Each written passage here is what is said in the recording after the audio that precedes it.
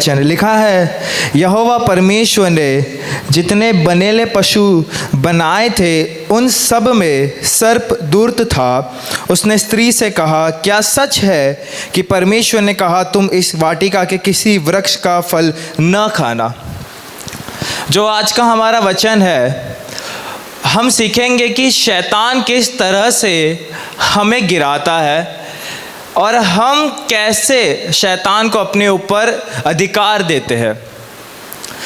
लिखा है कि शैतान सांप के रूप में वापर आया और सांप लिखा है सब जाति जो जितने जानवर बनाए थे उन सब में दूरत था। इसका मतलब है कि वो अपने फ़ायदे के लिए कुछ भी कर सकता है।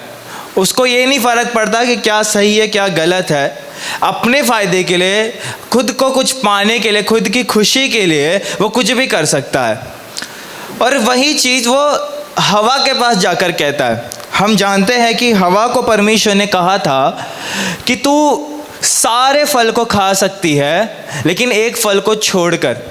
लेकिन यहाँ पर शैतान का दिमाग देखो, वो जब बात करने जाता है तो कैसे सवाल करता है। उसने स्त्री से कहा, क्या सच है कि परमेश्वर ने कहा तुम इस वाटिका के किसी वृक्ष का फल न खाना। आज्ञा कहती सब खा सकते एक को छोड़कर, लेकिन ये सवालों में घुमाकर ऐसे पूछता है कि क्या सच है कि तुम कोई भी फल नहीं खा सकते। तो हवा कहती है नहीं नहीं नहीं, ऐसा नहीं है, हम सब फल खा सकते हैं लेकिन एक को छोड़कर। तो वो कहता है कि वो एक क्यों तुमको मना किया है खाने के लिए। तो वो कहती है कि परमेश्वर ने हमसे कहा है और हम आज्ञा का पालन कर रहे हैं। तो सांप कहता है कि तुम उसे खाओ, तुम्हें कुछ नहीं होगा, क्योंकि वो सब में ही आता है। वो कहता है नहीं, अगर हम उसे खाएंगे तो हम मर जाएंगे, ऐसा यहोवा ने कहा है। लेकिन वो कहता है, सांप कहता है, शैतान कहता है कि निश्चय तुम नहीं मरोगे, वरन तुम परमेश्वर के समान बन जाओगे और दूसरा तुम अक्लमंद बन जाओगे। ये कहता है तो हवा के मन में ये बात आती है कि चलो हम वो फल खा लेते। वो जाती है, उस फल को तोड़ती है, खुद खाती है और अपने हस्बैंड, अपने पति को भी जाकर खिलाती है। जब दोनों खा लेते हैं तब परमेश्वर का क्रोध उनके ऊपर आता है। परमेश्वर आता है, पूछता है तुमने क्यों खाया। लेकिन यहाँ पर ये बात देखो कि शैतान किस तरह घुमा कर सवाल करता है और जब उसका जवाब उसे दिया जाता है तो वो कहता है कि नहीं नहीं ऐसा नहीं है। झूठ बोला, दो बात बोला उसने कि तुम परमेश्वर के जैसे बन जाओगे और दूसरा तुम अक्लमंद बन जाओगे। लेकिन वो दोनों पहले से ही थे। लिखा है कि परमेश्वर ने अपने स्वरूप में उन्हें बनाया, अपने जैसा बनाया, हूबहू, कोई फ़र्क नहीं था, कोई अलग नहीं था, हाइट वगैरह सब सेम बनाया। अगर यीशु मसीह जब इस धरती पर आया था तो ऐसा नहीं था कि यीशु 25-30 फुट के थे। प्रभु भी उतने ही हाइट के थे जितने बाकी इंसान थे, ना टिंगने थे ना बहुत ही लंबे थे। शैतान ये बात को उल्टा कर कर पूछता है कि तुम्हें परमेश्वर अपने जैसा देखेगा जब तुम ये फल खाओगे, दूसरा तुम परमेश्वर जैसा अक्लमंद हो जाओगे। लेकिन ये बात सोचे कि आज अगर हम तोते को बात करते हुए सुनते हैं, जब वो हमारे पीछे बातें दोहराता है तो हम कितने चकित हो जाते हैं, शौक हो जाते हैं और हमें एक खुशी मिलती है कि हम जो बोल रहे हैं तोता वही बोल रहा है।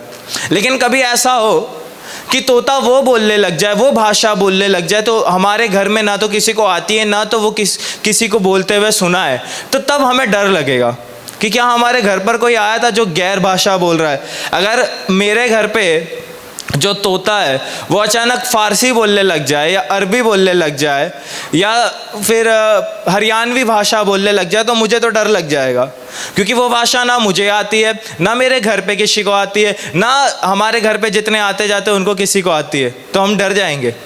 अगर मेरे घर पे जो बिल्लियाँ है वो मुझसे किसी दिन बात करने लग जाए तो मैं डर जाऊंगा। अगर मेरी बिल्ली चल कर आए मेरे पास और मुझसे कहे कि मालिक साहब आपने खाना खाया, मैं तो डर जाऊंगा। अगर मैं खाना खा भी रहा हूँगा तो मैं खाना छोड़ दूंगा, सर पकड़ लूँगा कि ये क्या हो रहा है भाई, मेरा बिल्ला मेरे से ही बात कर रहा है। वो कहते हैं ना मेरी बिल्ली मेरे से मियाओ, मैं डर जाऊँगा भाई ये क्या हो रहा है। लेकिन हवा वहाँ पर डरी नहीं। लिखा है हवा उसको जवाब देती है। एक सांप आकर बात करता है और हवा जवाब देती है।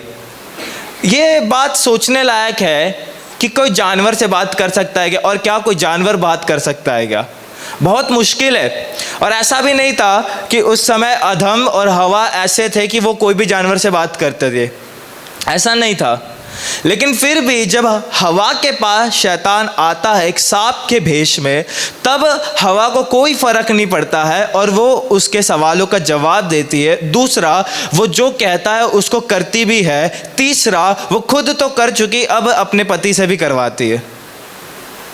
उसने ये नहीं सोचा कि मुझसे जो बात कर रहा है वो एक सांप है, वो इंसान नहीं है, उसको कोई भाषा नहीं आती है, लेकिन वो मेरे से बात कर रहा है। उसका दिमाग चला ही नहीं। दूसरा, उसने उसकी बात मान भी ली। तीसरा, उसने अपने पति से भी वो बात मनवा ली। और फिर परमेश्वर वहाँ पर आता है और अपने क्रोध को दिखाता है, न्याय करता है, सच्चा न्याय करता है। आप सोचो इस वक्त हवा के दिमाग में चल क्या रहा होगा। हवा या तो हिप्नोटाइज हो गई होगी कि शैतान उसके पास आया, उसको हिप्नोटाइज कर दिया, अपने वश में कर लिया कि उसका दिमाग ही ना चले। जैसे आज दिखाया जाता है, टीवी पर भी दिखाया जाता है कि किसी को सुला दिया जाता है और उसके सामने सिक्का घुमाया जाता है जो धागे से बंधा होता है। धीरे धीरे धीरे उसकी आंखें बंद होने लग जाती है और फिर जो इंसान ये कर रहा होता है वो या तो उसके पिछले जन्म की बातें उससे पूछता है या उसके बचपन की बातें उससे पूछता है, और वो उतने ही जवाब देता है जितना सवाल पूछा जाए, ना उससे ज़्यादा ना उससे कम। उस टाइम पे वो उस इंसान के वश में होता है जो उससे सवाल पूछता है। और जब वो हिप्नोटाइज तोड़ दिया जाता है तब उसको समझ आता है, अरे मैं कहाँ हूँ, मैं यहाँ कैसे आया, तुम कौन हो, मुझसे क्या क्या करवाया तुमने। ये डर लगने लग जाता है। हम अपने बच्चों को कहते हैं कि कोई अनजान को चॉकलेट दे तो खाना नहीं, पता नहीं उसमें क्या मिलाया होगा, वो तेरे को अपने वश में कर लेगा। आजकल चलता है कि कोई भी काला जादू कर सकता है तुम पे, तुम्हारे बाल के टुकड़े को लेके, तुम्हारे बदन में कोई सुई चुभो के, कुछ भी करके वो तुमको अपने वश में कर सकता है। हमें डर लगता है, इसके लिए हम ऐसे लोगों से दूर रहते हैं जो काला जादू जानते हैं या फिर जो ये सारी चीज़ों से ताल्लुकात रिश्ता रखते हैं। हम अपने बच्चों को दूर करते हैं। अगर हमें पता चले कि हमारे बच्चों के ऐसे दोस्त हैं जो काला जादू करते हैं तो हम उन्हें दूर कर देंगे कि बेटा उसके साथ नहीं उठना बैठना, पता नहीं तेरे साथ क्या कर दे। लेकिन ये बात समझो कि ये चीज़ हवा के साथ बाइबल में और पूरी दुनिया में सबसे पहला हुआ। पहली बार बाइबल में ये लिखा गया है कि कोई इंसान हिप्नोटाइज हो गया, किसी के वश में आ गया, और वो वश में करने वाला शैतान था जो एक सांप के भेष में उसके पास आता है और उससे वो काम करवाता है जो वो करना ही नहीं चाहती थी। ना तो उसके दिमाग में कभी आया करने को, खुद भी करती है, अपने हस्बैंड से भी कराती है, वो भी खुशी खुशी। उसे ना तो इस बात का गम है ना तो इस बात का दुख है कि ये मैंने कुछ कर दिया। जब यहोवा आता है तब उन्हें बहुत दुख होता है कि उन्होंने पाप किया है, वरना उस वक्त तक जब तक यहोवा आया नहीं, उसे पता नहीं था कि उसने क्या किया है, तब तक उसके लिए वो पाप था ही नहीं। हवा लिखा है कि यहोवा से अलग होकर शैतान के वश में चले गए। नए नियम में भी यही बात यूहन्ना के किताब के 13वें अध्याय उसके 12वें वचन में लिखा है। जो यीशु मसीह का चेला था, यीशु मसीह के 12 चेले थे, 12 चेलों में से एक चेला जो था उसके बारे में लिखा है। यूहन्ना की किताब उसके 13वें अध्याय पहले और दूसरे वचन से जब पढ़ते लिखा है, फसह के पर्व से पहले जब यीशु ने जान लिया कि मेरी वह घड़ी आ पहुंची है कि जगत छोड़कर पिता के पास जाऊं, तो अपने लोगों से जो जगत में थे जैसा प्रेम वह रखता था अंत तक वैसा ही प्रेम रखता रहा। जब शैतान समोन के पुत्र यहूदा इस्करियोते के मन में यह डाल चुका था कि उसे पकड़वाए, तो भोजन के समय यीशु ने जानकर पिता से प्रार्थना की। जब दूसरे वचन को ध्यान से पढ़ते लिखा है, समोन के पुत्र जो यहूदा इस्करियोती कहलाता था, उसके मन में शैतान ने यह बात डाली, उसके मन में शैतान ने यह बात डाली। बाइबल कहती है कि जो हमारे मन में होता है वो हमारी ज़ुबान पर आता है। ठीक 12वां अध्याय, इसके ही पिछले अध्याय, उसके 6ठे वचन में भी यही लिखा है कि उसने ये बात इसलिए नहीं की कि उसे कंगालों की चिंता थी, परंतु इसलिए कि वह चोर था और उसके पास उनकी थैली रहती थी और उसमें जो कुछ डाला जाता था वह निकाल लेता था। ये इस्करियोता यहूदा के बारे में लिखा है कि वो चोर था। वो खुद से चोरी नहीं करता था, वो इसलिए करता था क्योंकि शैतान उससे करवा रहा था। हवा के बारे में ये लिखा है कि हवा ने खुद से वो फल नहीं खाया, उससे मजबूर किया गया कि वो फल को खाए। परमेश्वर की एक आज्ञा है। पुराने नियम में सबसे पहली आज्ञा जो दी थी वो यही थी कि तुम सारे भूमि पर अपना कब्जा रख सकते हो, समंदर पर तुम्हारा अधिकार है, आकाश में तुम्हारा अधिकार है, लेकिन एक पेड़ के फल को छोड़कर बाकी सब तुम्हारा है। और नए नियम तक आते आते एक आज्ञा दी गई थी कि तू चोरी ना करना, जो 10 आज्ञाओं में आती है। लेकिन शैतान ने वही किया जो आज्ञा दी थी कि नहीं करना है, और वो करवाया उन लोगों से। यही चीज़ मत्ती के किताब के 4 अध्याय में भी शैतान यीशु के पास जाकर करता है। यीशु को कहता है कि अगर तू सच में परमेश्वर का पुत्र है तो पत्थर को रोटी बना दे, क्योंकि उस समय यीशु उपवास में थे। और उपवास में जब वो थे तो उसने सोचा कि यीशु की उपवास को तोड़ते हैं। यीशु को भूख भी नहीं लगी थी, फिर भी वो कहता है कि तू पत्थर को रोटी बना दे क्योंकि यीशु को भूख लग जाए। दूसरा वो कहता है कि मंदिर के ऊपर जा और वहाँ से छलांग लगा दे, और जब तू छलांग लगाएगा तो बाइबल कहती है कि दूत आएंगे और तुझे बचाएंगे, लेकिन यीशु मना कर देते। तीसरा वो कहता है मुझे दंडवत कर और मैं तुझे सब कुछ दे दूंगा। लिखा है कि 1 सेकंड के अंदर अंदर शैतान ने यीशु को पूरा जगत दिखा दिया। शैतान की ताकत मैं बता रहा हूँ सबसे पहले कि वो क्या कर रहा है। 1 सेकंड के अंदर उसने पूरा दुनिया दिखा दिया यीशु को, और कहता है कि अगर तू मुझे दंडवत करे तो ये दुनिया मैं तुझे दे दूँ। 1 सेकंड के अंदर बातों बातों में उसने ऐसा किया कि हवा को वश में कर लिया। दूसरा, उसने यीशु को 1 सेकंड के अंदर दुनिया दिखा दी। तीसरा, इस्कत यहूदा के मन में उसने ये बात डाली कि चल तू पाप कर ले और पैसे के चक्कर में तू पढ़कर तू यीशु को ही पकड़वा दे। 3 बड़े चमत्कार जो शैतान ने किए, मैं उसके बारे में बात कर रहा हूँ। और तीनों से उसने क्या किया कि इंसानों को अपने वश में कर लिया। ये वो पूरे बाइबल में करते आया है और अभी भी कर रहा है। शैतान का ये काम है कि वो लोगों को अपने वश में कर लेता है। शैतान हम पर अधिकार नहीं रख सकता है। शैतान ना तो हमें मार सकता है। शैतान तब अधिकार लेता है जब हम उसे देते। लेकिन पुराने नियम में और नए नियम में जब मैंने आपको पढ़वाया तो इसमें फ़र्क था। जब हवा के पास वो आता है तो डायरेक्ट बात करता है हवा से, उसके सामने उसकी आंखों में आंखें डालकर उससे बात करता है, तब हवा उसके वश में चले जाती है।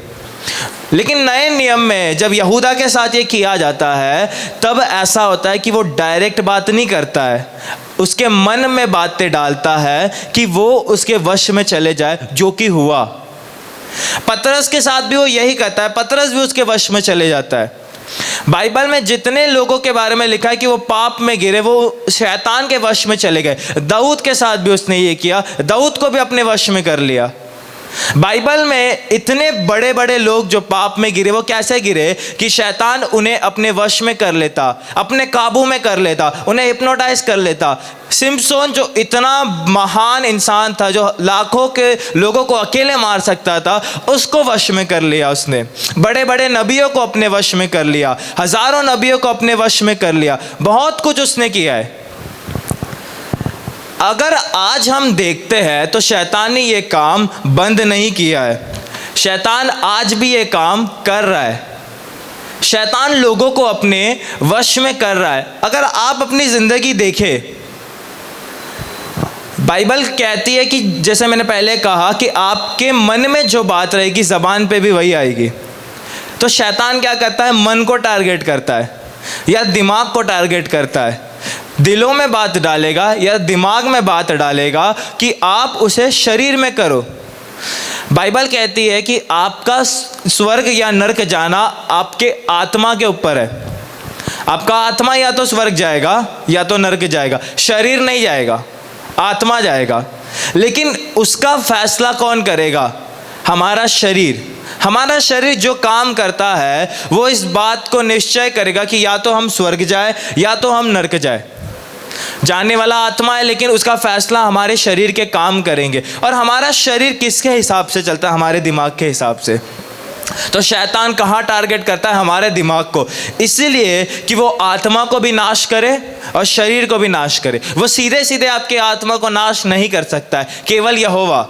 लेकिन वो इनडायरेक्ट तरीके से, टेढ़े रास्ते से, पीछे से घूमकर आता है, आपके दिमाग को अपने वश में करता है। एक बार आपका दिमाग उसके वश में चला गया तो आपका शरीर वही करेगा जो आपका दिमाग कहता है। और अगर आपका शरीर गलत काम कर रहा है तो आप यहोवा के नज़र में गलत हो जाओगे, जिससे क्या होगा कि आपकी आत्मा स्वर्ग जाने से रोक दी जाएगी और नरक में चले जाएगी। और दूसरा, ये तो बहुत आगे की बात हो गई, जिस पल आपका दिमाग उसके वश में आ गया तो आपका शरीर वही करेगा जो दिमाग कहता है, दिमाग वही सोचेगा जो शैतान कहता है। तो आपका शरीर वो इस्तेमाल करेगा बाकी लोगों को गिराने के लिए। जो प्रार्थना में है, जो चर्च जाते हैं, जो मसीह में स्ट्रांग है, उनको कमज़ोर करने के लिए वो इस्तेमाल करेगा। अधम जो है उसने यहोवा को देखा था। अधम जो है वो सीधे सीधे यहोवा से बातें करता था। अधम को गिराना शैतान के लिए बहुत मुश्किल था। वो नहीं, अगर वो सीधे अधम के पास जाता, हवा के बनने से पहले भी सीधे अधम के पास जाता तो अधम गिरता ही नहीं। उसने बहुत लंबा वेट किया। अधम अकेला था तब भी वो नहीं गया, लेकिन जब उसका साथी आया, उसकी पत्नी आई, तब वो पत्नी के पास जाता है जब उसकी पत्नी अकेली होती है। क्योंकि सीधे सीधे अधम को गिराना मुश्किल है, तो उससे कमज़ोर इंसान के पास जाता है, उसको अपने वश में करता है और उसको कारण बनाता है कि अधम को गिरा सके। उसका मेन टारगेट अधम था। उसका मेन टारगेट अधम था, हवा नहीं थी। उसको हवा से लेना देना ही नहीं था। उसको अधम को गिराना था, क्योंकि अधम परमेश्वर की पहली रचना थी। अधम सबसे खास था और उसकी साथी जो थी वो बेशक परमेश्वर की खास थी, लेकिन वो दूसरी थी। इसलिए वो उसको गिराता है जो कमज़ोर है, जो दिमाग से, जो आत्मिक तौर पर कमज़ोर है, जिसको वचन का कम ज्ञान है, क्योंकि वो बाद में बनाई गई, कुछ टाइम बाद बनाएगी। अधम के काफ़ी वक्त बाद वो बनाई गई। तो जितना वचन के बारे में, यहोवा के बारे में, यहोवा की सामर्थ के बारे में आदम को मालूम था, उतना हवा को मालूम नहीं था। अगर हम अपनी ज़िंदगी में देखें तो या तो हम अधम है या तो हम हवा है। या तो हमें वचन का बहुत ज्ञान है और प्रार्थना हम बहुत करते हैं, तो शैतान हमें सीधे सीधे टारगेट नहीं कर सकता। अगर सीधे मुझे टारगेट करेगा तो मैं उसको भगा दूंगा, मैं समझ जाऊंगा ये शैतान है। तो वो क्या करेगा? मेरे आसपास जो मेरे खास लोग रहते, जो मेरे दोस्त लोग रहते, चाहे वो चर्च के ही हो चाहे बाहर के ही क्यों ना हो, वो किसी ना किसी को अपने वश में करेगा जो मुझे गिराएगा, जो मेरे गिरने का कारण होगा, या तो बाहर का या तो चर्च का। अगर वो मेरे साथी में से किसी को चुनता है और वो चर्च का है, तो वो कैसे काम करेगा? जब अब चर्च छूट जाएगा, जब मैं उनसे बातें करूंगा, तो वो कोई ना कोई ऐसी बात करेंगे जिससे मेरे दिमाग में जो भी वचन मैंने सुना था वो भूल जाओ। मस्ती करेंगे, कोई यहाँ वहाँ की बात करेंगे, मजाक करेंगे, हंसी करेंगे, ऐसी बात जिससे अभी 10 मिनट पहले ही चर्च ख़त्म हुआ है, लेकिन जो वचन बोला गया था वो मैंने भूल गया। अब मुझको वो याद नहीं, क्योंकि मेरा पूरा ध्यान उसकी बातों में जो मेरे साथ खड़ा है। और साथ ही साथ वो ये डेली करते रहेगा, तो जो भी वचन मैं सुन रहा हूँ मैं भूल जाऊँगा। दूसरा, वो मेरा प्रेयर टाइम कम करेगा, अपने साथ बुलाएगा। भले मैं उसके साथ हूँ जो एक चर्च वाला बंदा है, लेकिन उसके साथ रहने से अगर मैं प्रेयर नहीं कर रहा हूँ तो मेरा प्रेयर टाइम कम हो रहा है। वो बार बार मुझे वचन से दूर लेकर जाएगा। तीसरा, अगर हम चर्च आते हैं तो वो ऐसा करेगा, हम अभी दोस्त हैं तो साथ में चर्च आएंगे, एक दूसरे के लिए रुकेंगे, तो वो इतना रुकाएगा कि अगर चर्च 9 बजे लगता है तो उसके वजह से मैं भले ही 8:30 से रेडी हूँ, उसके वजह से मैं 10 या 10:30 बजे चर्च आ रहा हूँ, जबकि मैं 9 बजे के पहले पहुँच सकता हूँ, रेडी बैठा हूँ मैं, लेकिन उसके वजह से मैं चर्च लेट आ रहा हूँ। इसके आगे वो कई बार ऐसा करेगा कि चर्च जल्दी छोड़कर चले जाते हैं। कोई प्लान बनाएगा कि चर्च जल्दी छोड़ कर जाते बाहर जाएंगे, तो जैसे ही वचन खत्म हुआ चर्च से भी जल्दी लेकर चला गया। और फिर अगर वचन चल रहा है, हम साथ साथ बैठे, तो मुझसे बातें करेगा, तो जो वचन चल रहा है उसमें भी मेरा ध्यान नहीं। जब आराधना हो रही है तभी भी वो मेरे से बातें करेगा। कोई बच्चे को पकड़ कर लेकर आएगा, उसके साथ खेलेगा या कुछ ना कुछ करेगा। ना तो मेरी आंखें बंद हो रही है आराधना की वजह से, क्योंकि वो मेरे साथ खड़ा है। आराधना चल रही है लेकिन वो मेरे से बातें कर रहा है, तो मैं आराधना नहीं कर पा रहा हूँ। वचन चल रहा है, वो मेरे से बातें कर रहा है, तो मेरा ध्यान वचन पे भी नहीं है। उसकी वजह से मैं चर्च भी लेट आ रहा हूँ, उसकी वजह से मैं चर्च से जल्दी भी जा रहा हूँ, उसकी वजह से मैं वचन भूल जा रहा हूँ, उसकी वजह से मेरी आत्मिक लाइफ कम होते होते ख़त्म हो गई। ये था चर्च के किसी इंसान को उसने यूज़ किया मुझे गिराने। पहले मैं कैसा था? बहुत स्ट्रांग था, इतना कि अगर शैतान सीधे आए तो मुझे नहीं गिरा सकता। अब उसने किसको यूज़ किया? मेरे ही दोस्त को, जो कमज़ोर था। भले वो प्रार्थना करता है लेकिन वो मेरे से कमज़ोर है, शैतान के लिए ईजी टारगेट है। तो उसने उसको गिराया कि वो मुझे गिरा सके, और ऐसा वो मुझे भी इस्तेमाल कर सकता है, मेरे से किसी ज़्यादा स्ट्रांग इंसान को, जो आत्मिक तौर पर बहुत स्ट्रांग है, जिसकी प्रेयर लाइफ अच्छी है, जिसका वचन का ज्ञान अच्छा है, जो चर्च में अच्छा काम करता है, जो प्रभु के साथ गहरा रिश्ता रखता है, उसको गिराने वो मुझे यूज़ करेगा अगर वो मेरे से ज़्यादा स्ट्रांग है, और उसको यूज़ करेगा उससे ज़्यादा किसी स्ट्रांग को गिराने। ये चलते जाएगा। अब दूसरा, अगर वो मुझे गिराने के लिए किसी बाहर वाले को यूज़ करना चाहता है जो चर्च का नहीं है, तो समझो या तो मेरे ऑफिस के फ्रेंड को या तो मेरे कॉलेज के दोस्त को यूज़ करेगा। वो जब मैं उसके साथ रहूँगा तो धीरे धीरे दोस्ती गहरी होती जाएगी। क्या करेगा? पहले तो वो खर्चे करेगा, वो मुझे खिलाएगा, मुझे पिलाएगा, और अगर कोई ऐसा करता है तो उसके साथ ऑटोमेटिक अपने आप हमारी दोस्ती गहरी हो जाती है, बातचीत शुरू हो जाती है, और रोज़ाना मिलना शुरू होता है, फिर हम साथ आना जाना शुरू करते हैं। और जब मैं उसके साथ रहूँगा तो मैं उसकी संगति की वजह से उसके जैसा बन जाऊँगा। यह हमेशा होता है कि दो दोस्त लोग अगर रहते हैं जो महीनों से साथ है, तो आप देखोगे उनकी बात करने के तरीके भी सेम हो जाती है। अगर मैं कोई वर्ड अपनी भाषा में यूज़ करता हूँ, अगर मैं यूज़ करता हूँ एक वर्ड सरस, जो एक गुजराती वर्ड है, उसको मैं यूज़ करता हूँ, तो जो मेरे ख़ास दोस्त लोग हैं जो हमेशा मुझसे बात करते हैं, उनकी ज़बान पे भी अपने आप ये वर्ड आ जाएगा। अगर मैं इतने टाइम पंजाब में रहा हूँ तो कुछ वर्ड उनके हैं जो मेरी ज़बान पे अपने आप चढ़ गए, तो मैं जब मैं नॉर्मल भी बात करता हूँ तो मेरे ज़बान से वही वर्ड निकलते, क्योंकि हम बैठ गए, क्योंकि संगति का असर है, ये संगति का असर होता है। तो जब मैं अपने उन दोस्त के साथ रहूँगा जिसको शैतान ने मेरे पास भेजा है, तो मैं उसकी भाषा उसके जैसा बोलने लग जाऊँगा, फिर उसके जैसा काम, जिस तरह वो लोगों के साथ उठता बैठता है मैं भी वैसे करूँगा, जिस तरह वो अपनी ज़िंदगी जीता है मैं भी वैसे करूँगा। घर देर जाना, घर लेट जाना, बाहर ज़्यादा वक्त बिताना, नए नए दोस्त बनाना, यहाँ घूमना वहाँ घूमना, धीरे धीरे फिर वो अगर गाली देता है तो मेरी ज़बान पे गाली आएगा। अगर वो फिर लोगों का मजाक उड़ाता है, किसी को बिठाकर उसके बारे में बहुत बुरा बोलता है, रोस्ट करता है उसे, तो मैं भी वही चीज़ करूँगा। जो वो करता है वो मैं करूँगा। अगर वो नशा करता है मैं भी वो करूँगा। अगर वो संसारिक रिश्तों में फंसा हुआ है तो वो मुझे भी फोर्स करेगा कि तू भी किसी को अपना बना, उसके साथ रहे, तो मैं भी वो चीज़ करने लग जाऊँगा। और ऐसे मेरी लाइफ जो आत्मिक थी वो ख़त्म हो गई। मुझे गिराने के लिए या आपको गिराने के लिए वो चर्च में से भी किसी को उठा सकता है, वो बाहर में से भी किसी को उठा सकता है, और या फिर सीधे आपको डायरेक्ट टारगेट कर सकता है अगर आप इतने स्ट्रांग नहीं हो।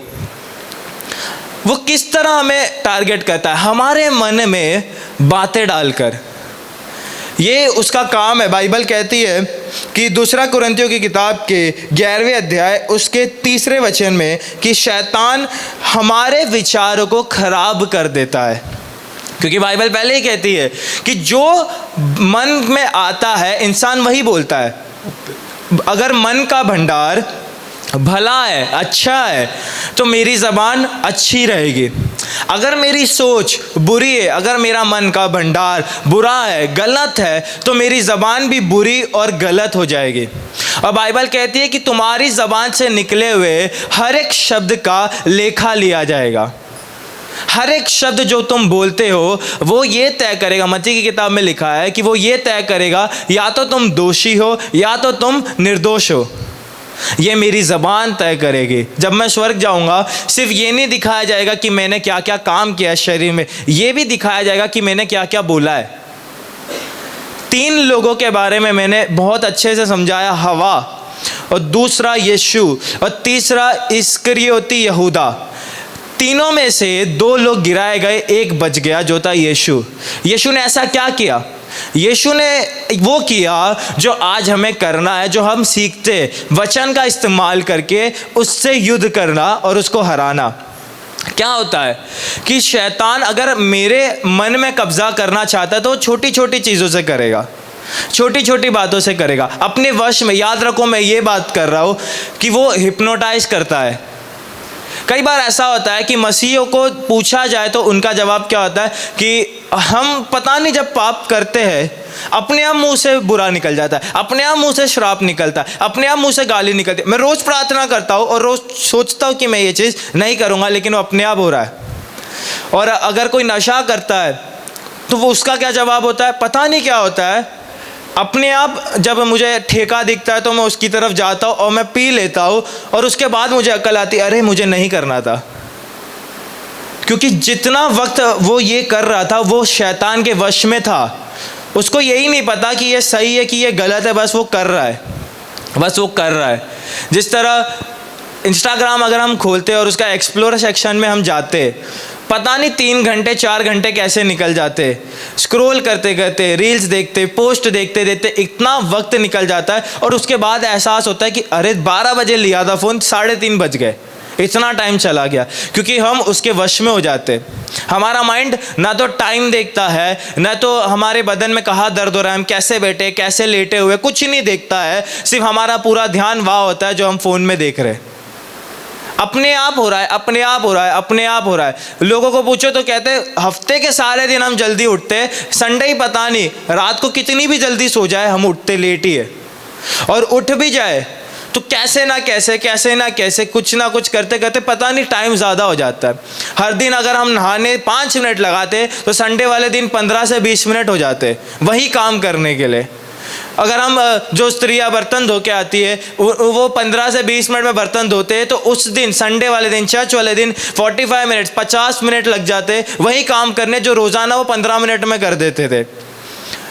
क्योंकि शैतान ऐसा चाल बिछाता है कि हमारे दिमाग को वो कंट्रोल कर लेता है। वो किसी के भी दिमाग को कंट्रोल कर सकता है। दूसरा राजा की किताब के 19 अध्याय में ऐसा लिखा है, जब दूसरे राजा की किताब को हम पढ़ते हैं, पहला राजा की किताब उसके 22 अध्याय और उसके 19 वचन में लिखा है कि परमेश्वर पूछता है कि कौन जाएगा अहाब के नबियों को गिराने के लिए। तो वो बहुत सारे लोग वहाँ पर होते हैं जो शैतान होते हैं, और वो कहते हैं कि मैं जाऊँगा और उसकी ज़बान पर बैठ जाऊँगा। बैठ जाना ये नए नियम में भी यीशु मसीह शैतान को लेकर कहता है, किसी के अंदर घुसकर ऐसे ठहर जाना कि कभी ना निकले, चाहे कुछ हो जाए कभी निकले ही ना, उसको कहते हैं बैठ जाना। और लिखा है कि शैतान नबियों के अंदर, जो उस समय के राजा के साथ जो याजक होते थे, जो राजा के लिए प्रार्थना करते थे, उनके अंदर भी वो बैठ जाता था। वो नबी थे, नबी जो यहोवा को पूछते थे कि या युद्ध करने जाना चाहिए कि नहीं जाना चाहिए, यहाँ पे हमें हमला करना चाहिए नहीं करना चाहिए, अब कल हमें ये करना चाहिए नहीं करना चाहिए। यहोवा बताता था उन नबियों को, नबी जाकर बताते थे राजा को, तब राजा वो काम करता था। और लिखा है 400 नबियों के ऊपर शैतान ने कब्जा कर लिया, उनकी ज़बान पे। ऐसे लोग जो रोज़ाना प्रार्थना करते, ऐसे लोग जिनका काम ही था कि परमेश्वर से बातें कर कर लोगों को बताना, उन लोगों के ऊपर भी शैतान ने अपना कब्ज़ा जमा लिया, उनको वश में कर लिया। तो हम 2, 3, 4, 5 घंटे प्रार्थना करने वालों के ऊपर कब्ज़ा क्यों नहीं करेगा? जो लोग अपने पूरे 24 घंटे में 15 घंटे प्रार्थना करते, उनको वो वश में कर लेता है। हम क्या है उसके सामने? शायद तो हमारी प्रेयर लाइफ भी नहीं है, शायद हम प्रार्थना ही नहीं करते, जितना हम चर्च में टाइम बिताते उतना ही, लेकिन उसके अलावा हमारी प्रेयर लाइफ नहीं है। तो उसके लिए तो और इजी टारगेट है। हमें पता भी नहीं चलेगा कि हम शैतान के वश में है, और हमें लगता है कि हम मसीह में, हमें लगता है कि हम मसीह में है, लेकिन हमें कंट्रोल करने वाला कौन? शैतान। शैतान हमें चर्च भी लेकर आएगा, शैतान हमसे प्रार्थना भी करवाएगा।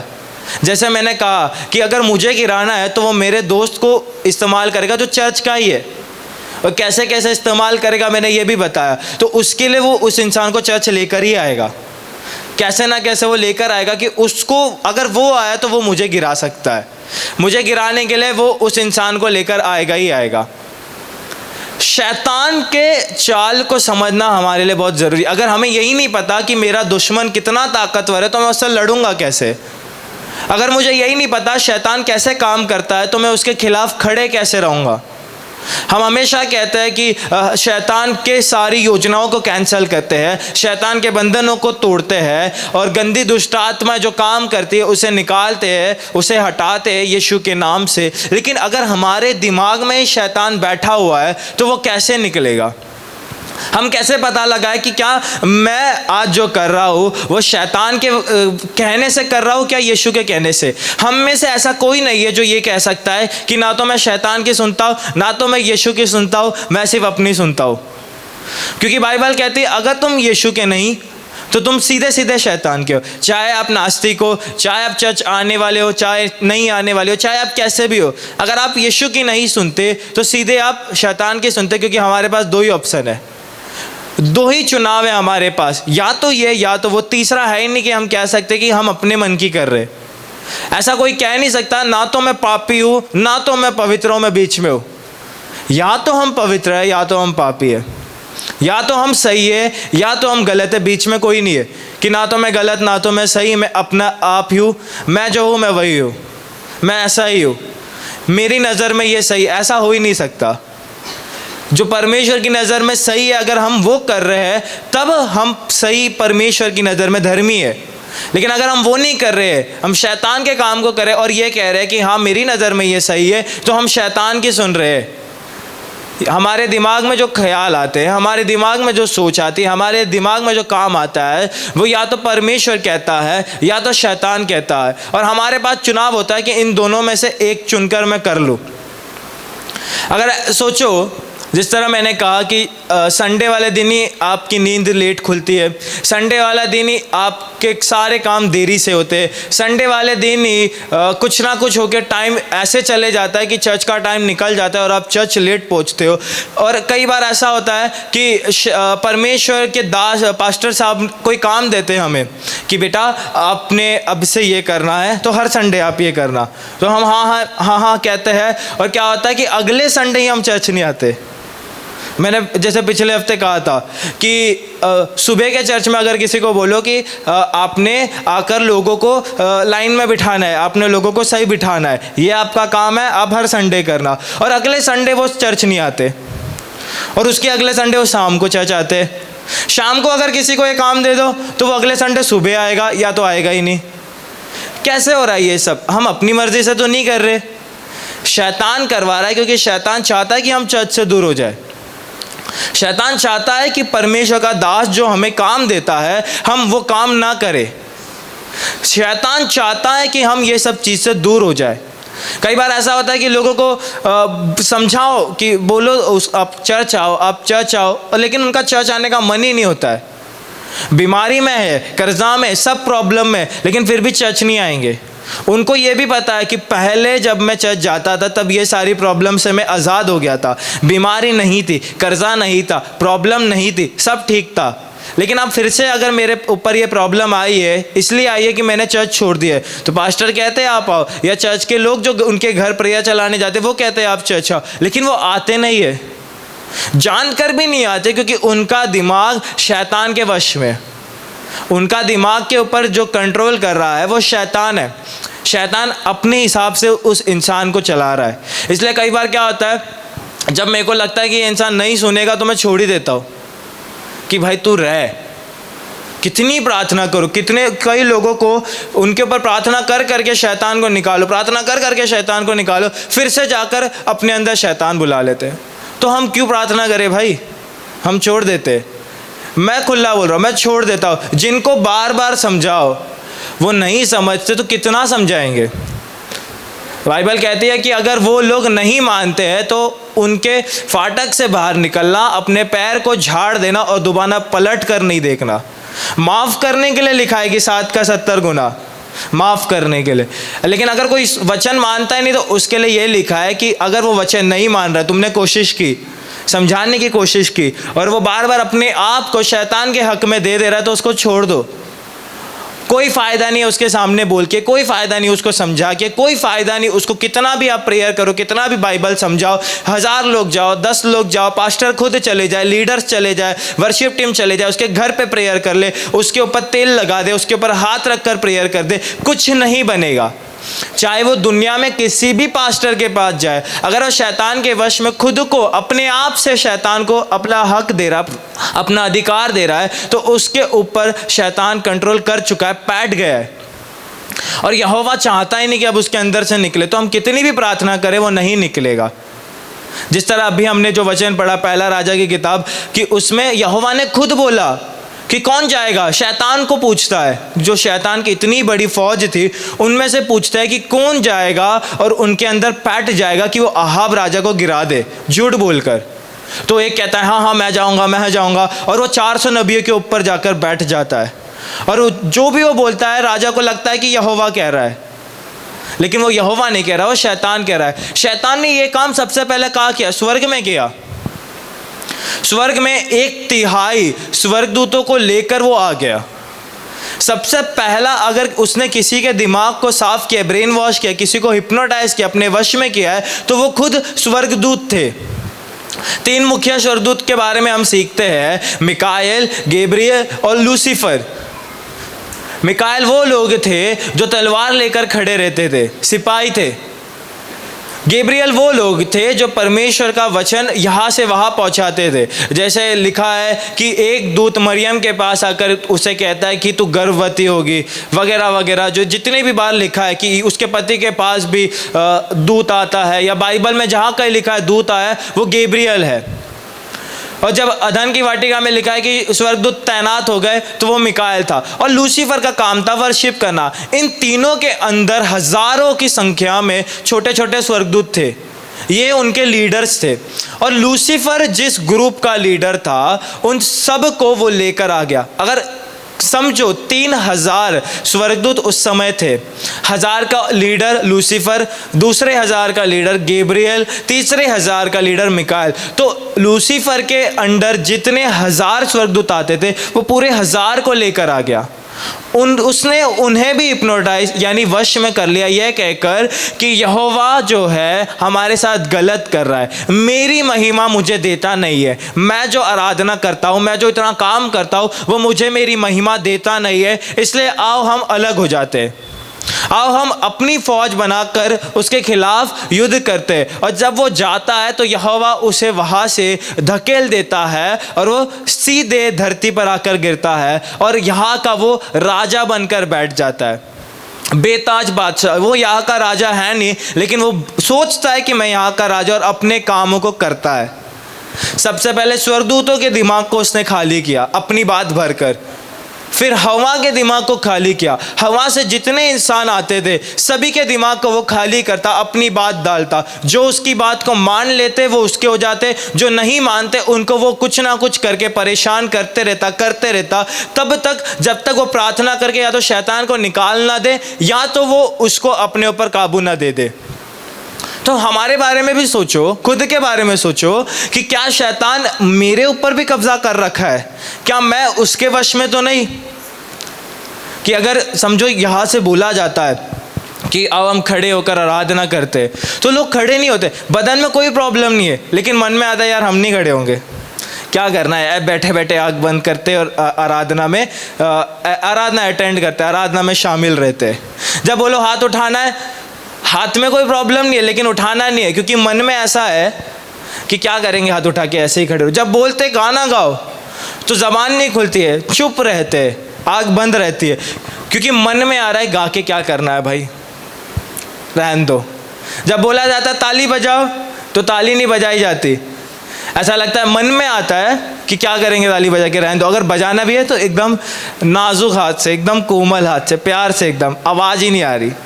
ना खुद को आ रही है ना किसी को आ रही है, लग भी नहीं रहा हाथ में कि है ना ताली बज रही है। और जब हम बजाते हमारे हाथ लाल हो जाते, लेकिन जब बाकी लोग बजाते तो आवाज़ ही नहीं आती, जब गीत गाते आवाज़ नहीं आती, आराधना में आँख नहीं बंद हो रही, आराधना में खड़े नहीं होया जा रहा, पर्सनल प्रेयर हो रहा नहीं है, जब घर पे बाइबल खोलते तो बाइबल पढ़ने का मन नहीं करता, जब वचन सुन रहे हैं तो वचन की तरफ ध्यान नहीं है, क्योंकि मन में ऐसा आ रहा है कि नहीं करना है। आप सोचो, आपके सारे सवालों का जवाब जो मैं अभी आपसे पूछूंगा उसका लास्ट आंसर यही होगा कि मन में ऐसा लगता है कि नहीं करना है। क्योंकि जैसे मैंने कहा, इसका यहूदा के बारे में मैंने पढ़ा है, यूहन्ना 13वें अध्याय 2 वचन में, शैतान ने उसके मन में ये बात डाली कि तू यीशु को 30 चांदी के सिक्कों के बदले बेच दे। उसके मन में यह बात डाली। तो अगर हमारे दिमाग में भी ये चलता है कि ये चीज़ मैं नहीं कर रहा हूँ क्योंकि मेरा मन नहीं कर रहा, तो इसका मतलब है कि हमारा मन शैतान के वश में। इनडायरेक्टली या डायरेक्टली कह रहा हो, हम खुद शैतान के वश में। तो वो जो करवाएगा, जैसे एक खेल होता है, पुराने टाइम में एक खेल होता था कि एक घर बनाया जाता था, छोटा सा, ऐसे ही स्टेज पे समझ लो, छोटा सा एक घर बनाया जाता था, उसके अंदर छोटे छोटे पुतले होते थे और एक इंसान धागे की मदद से अपनी उंगलियों में उससे बांधकर कठपुतलियों का खेल दिखाता था। कठपुतलियाँ नाच रही है, एक दूसरे के पास जा रही है, कुछ ना कुछ कर रही है, हमें देखकर मज़ा आता है। वैसे ही शैतान भी कठपुतलियों का खेल खेलता है भाई, हमें वश में कर कर उसका बहुत फ़ायदा है, क्योंकि वो जानता है कि हम ऐरे गहरे नहीं है। इंसान जो है परमेश्वर की सबसे अच्छी रचना है, हम परमेश्वर के चुने हुए। अगर हम चर्च आते हैं तो हम परमेश्वर के लिए बहुत खास है, अगर हमारी प्रार्थना सुनी जाती है हम परमेश्वर के लिए खास है। और एक वक्त पे शैतान जब लूसीफर कहलाया जाता था तब वो यीशु के लिए खास होता था, तब वो यहोवा के लिए खास होता था, लेकिन अब उसका दर्जा हट गया है और उसके जगह पे परमेश्वर ने मिकाएल को या गैब्रियल को या कोई तीसरा अलग स्वर्गदूत बनाकर उसे खास नहीं बनाया, बल्कि इंसानों को बनाकर इंसानों को खास बनाया। इसलिए उसकी सीधे सीधे दुश्मनी हमारे साथ है। शेर को बनाकर ये नहीं कहा कि शेर मेरे जैसा दिखता है तो शेर मेरे लिए सबसे खास है। हाथी को बनाकर ये नहीं कहा कि ये इतना बड़ा है इसलिए ये मेरा खास है। घोड़े को बनाकर ये नहीं बोलता कि ये बहुत तेज है, राजा लोग इसके ऊपर बैठेंगे क्योंकि ये मेरा खास है। नहीं, इंसानों को बनाकर यहोवा ने कहा कि इंसान मेरे सबसे पसंदीदा रचना है, मेरी खास रचना है और मैं इंसानों से सबसे ज़्यादा प्यार करता हूँ। इसलिए उसका सीधा दुश्मनी हमारे साथ है और वो हमें अपने वश में करता है। आप सोचो, आप जो करते हो क्या वो परमेश्वर की तरफ से है कि शैतान की तरफ से? कई लोगों को मैंने देखा है कि जब पास्टर साहब कहते हैं कि आओ हम खड़े होकर आराधना कर, उनके मुंह बन जाते हैं, ऐसा ही करते पास्टर को देख के। जब वचन ज़्यादा लंबा हो जाता है बार बार घड़ी देखेंगे, यहाँ देखेंगे, वहाँ देखेंगे, फिर पास्टर को देख के ऐसे शक्ल बनाते, गुस्सा निकालते अपना कि ये आदमी बोले ही जा रहा है, ये आदमी बोले ही जा रहा है, ये चुप क्यों नहीं हो रहा है। मेरे को भी आके लोग कहते थे आप इतना ज़्यादा क्यों बोलते हो वचन में, आप 3-3 घंटे क्यों बोलते हो, छोटा छोटा वचन। जब मैं 10 मिनट का वचन देता तब मेरे को बोलते थे आप छोटा वचन क्यों देते हो। अब मैं 2, 2.5, 3 घंटे का वचन देता हूँ तो मुझे कहते हैं आप बड़ा वचन क्यों देते हो। तो मैं करूँ क्या? आप जो कर रहे हो, आपके बॉडी, आप जो शरीर में काम कर रहे हो, आप जो बोल रहे हो, आपके फेस में जो एक्सप्रेशन आ रहे हैं, आपके हाथ जो काम कर रहे हैं, आपके पैर जो जहाँ जा रहे हैं, क्या वो आपके कंट्रोल में है या अपने आप हो रहा है? कई बार हमारे मन में युद्ध चलता है, खड़े होए कि नहीं होए, ताली बजाए कि नहीं बजाए, आग बंद करे कि नहीं करे, आज प्रार्थना करे कि नहीं करे, आज चर्च जाए कि ना जाए, आज सभा को अटेंड करे कि ना करे, बाइबल खोले कि ना खोले, घुटने टेके कि नहीं टेके, हाथ उठाए कि ना उठाए। ये अंदर ही अंदर युद्ध चल रहा है और लास्ट में जीतता कौन है ये फैसला करता है कि आप अपना अधिकार किसको दे रहे हो। अगर आप कहते हो कि नहीं मैंने चर्च जाना ही जाना है तो आप अपना अधिकार यीशु को दे रहे हो। अगर आप कहते हो कि नहीं एक दिन क्या होता है तो शैतान को दे रहे हो। अगर आप ये सोचते कि आज नहीं मैंने बाइबल पढ़ना है, चाहे मैं थोड़ा ही क्यों ना पढूं, एक अध्याय क्यों ना पढूं, छोटा सा 4 लाइनें क्यों ना पढूं, 2 वचन ही क्यों ना पढ़ लूं, लेकिन मैंने पढ़ना है। तो आप अपना अधिकार यीशु को देते हो, लेकिन आप वही उतना भी नहीं करना है। बाइबल खोलते साथ बोर हो रहा है तो आप अपना अधिकार शैतान को दे रहे हो। सोचो अपनी लाइफ में कि आपके साथ जो भी होता है, सिर्फ चर्च में नहीं, बाहर भी। जैसे मैंने कहा कि लोगों का अपने ऊपर कंट्रोल ही नहीं है, ज़बान पे लगाम नहीं है। बोलते हैं कि चर्च में तो हम चुप रह लेते हैं, चर्च में हमारी ज़बान एकदम साफ होती है, लेकिन बाहर जब हम रहते हैं तब हमारी ज़बान पर हमारा कंट्रोल नहीं होता, हम कुछ भी बोलते, कुछ भी बोलते। मैंने ऐसे लोगों को देखा है जो यहाँ खड़े होकर आराधना करते हैं लेकिन बाहर जाकर इसी मुंह से गाली देते। एक ऐसा लड़का जो इतना अच्छा वचन दिया कि खड़े होकर ताली बजाने लायक था, लेकिन बाहर जाकर सिगरेट पी रहा है। खुद पे लोगों का कंट्रोल नहीं, वश नहीं खुद का, क्योंकि अपना खुद का वश शैतान के हाथ में दे रखा है। अपनी लाइफ को गौर से देखो। बाइबल में इतने बड़े बड़े लोग जो यहोवा की दूसरी रचना, हवा भी गिर गई, स्वर्गदूत जो सबसे पहले बनाए गए थे वो गिराए गए, यीशु के 12 चेलों में से एक जो इस्करियोती यहूदा, जो यहोवा यीशु के साथ हमेशा चलता था, दिनों रात यीशु के साथ रहता था, वो गिराया गया। तो हम क्या है?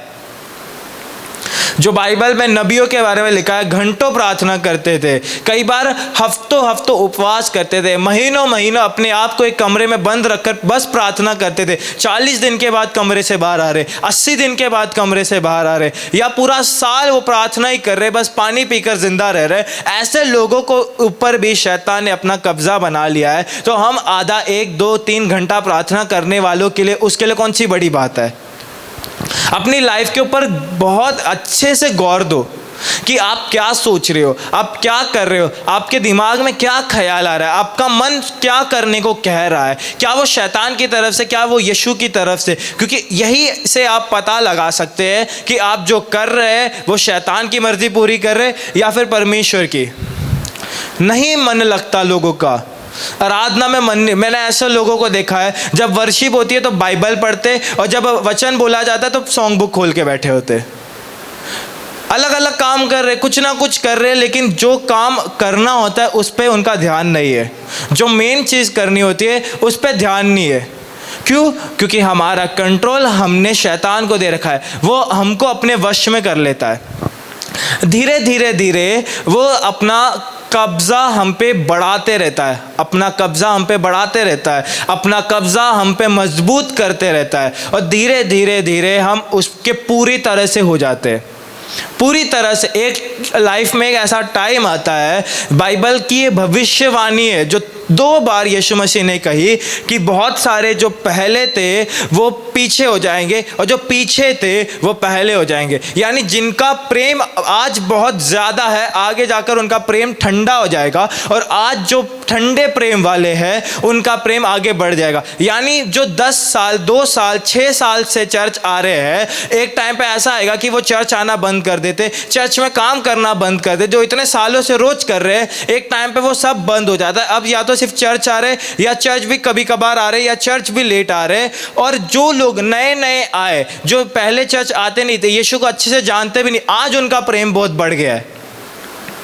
या फिर ऐसे ही लगा लो कि 2 विश्वासी एक ही वक्त पर चर्च आए, दोनों को 3 साल हो गए चर्च में, लेकिन एक उनमें से रोज़ाना काम करता था, चर्च के अलग अलग कामों में आता था, अलग अलग सभाओं में आता था, लेकिन अचानक उसने सब छोड़ दिया। और जो दूसरा विश्वासी था जो कभी कभी आता था, साथ में ही चर्च है लेकिन कभी बढ़ा नहीं, आज अचानक वो इतना बढ़ गया, प्रार्थनाएं कर रहा है, अन्य भाषाओं में प्रार्थनाएं कर रहा है, वचन प्रचार कर रहा है, उसको परमेश्वर ने शरीर में भी सब दिया है, आत्मा में भी सब दिया है, और वो अच्छे से इस्तेमाल हो रहा है।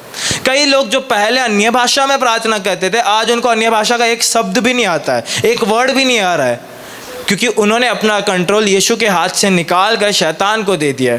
पहले जिनका मन लगता था बाइबल पढ़ने में, आज मन ही नहीं लग रहा है। पहले जिनका मन करता था कि हम चर्च में सेवा करेंगे, चर्च में कुछ ना कुछ करेंगे, आज दिल नहीं लग रहा है। शैतान क्या करता है कि मिसअंडरस्टैंडिंग क्रिएट करता है, गलत फहमी क्रिएट करता है, चर्च के अंदर फूट लेकर आता है, जिससे क्या होता है कि आप धीरे धीरे धीरे कर इन चीज़ों से नफरत होने लग जाती और आप दूर हो जाते हो। लेकिन यहोवा ये चाहता ही नहीं है। इसके लिए बार बार पौलुस या फिर दाऊद या फिर बाइबल में जितने लोग हैं सब ने ये सबसे ज़्यादा कहा है कि आपस में एक दूसरे से प्रेम करो, आपस में एक दूसरे के साथ मेल मिलाप करो, एकता में रहो, अलग मत रहो, झुंड में रहो, साथ में रहो। जहाँ 2 या 3 मेरे नाम से इकट्ठे होते हैं वहाँ मैं उपस्थित होता हूँ। क्योंकि यीशु ये समझाना चाह रहे कि मेल मिलाप रखो, लेकिन शैतान मेल मिलाप नहीं चाहता। इसलिए जब हवा अकेली थी तब वो गया। उसका मेन काम ही यही है कि लोगों को पहले अलग करो।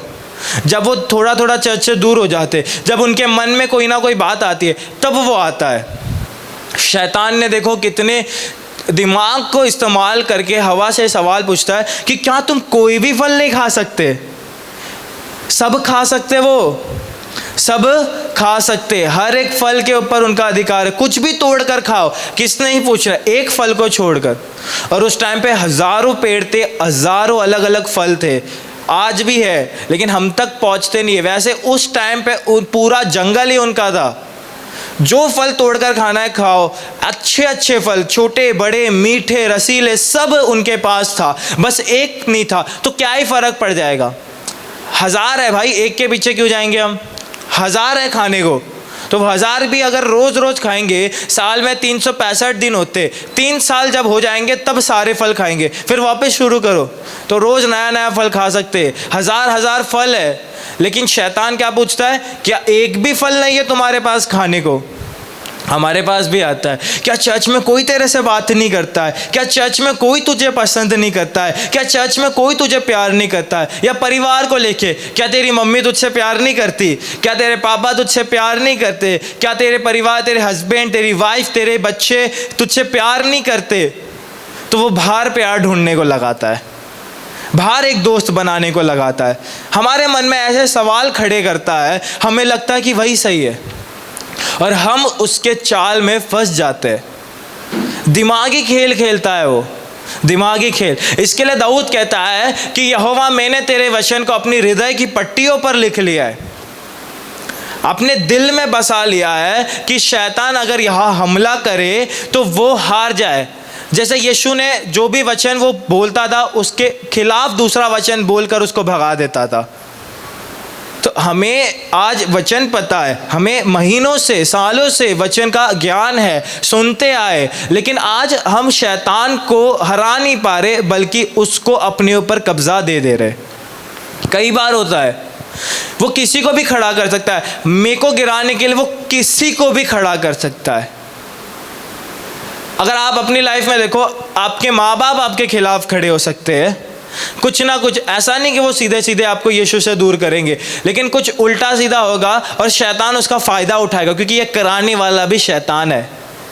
आपकी फैमिली में कुछ लेकर आएगा, अपने दोस्तों में कुछ लेकर, आपके काम में कुछ लेकर आएगा, आपकी पर्सनल लाइफ में कुछ लेकर आएगा, जिससे आप परेशान हो जाओ। और परेशानी जो है, चिंता जो है, दुख जो है, वो उसका सबसे मुख्य हथियार है।